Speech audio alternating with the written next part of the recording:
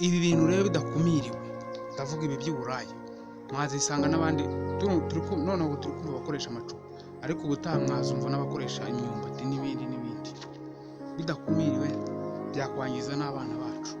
Ko nshimye wenda Emeline yabigaragaje uza online n'inyuma y'amarido n'abandi mu bisambu. Claudie, niba ari wowe mvuze unyihanganire, ntabwo nashaka kugukomeretsa.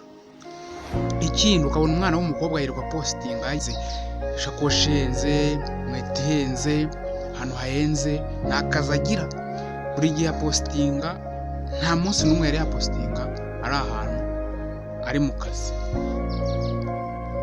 Ugasanga aba mu nzu wagira ngo ni za UNSA cyangwa se ay'imiryango mpuzamahanga, mu by'ukuri